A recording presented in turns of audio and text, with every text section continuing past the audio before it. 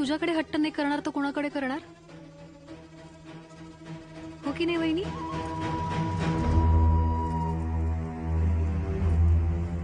ही भाऊबीज कुणा भावा बहिणीची नाही तर स्वराज्याची महाराणी आणि तिच्या सरसेनापतीची होती.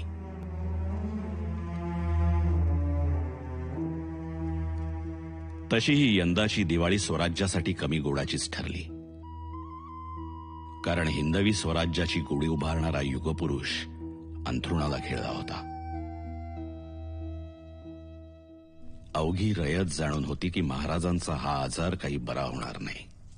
आणि अखेर तो काळा दिवस उजाडलाच. 3 एप्रिल 1680, हनुमान जयंतीची टळटळीत दुपार.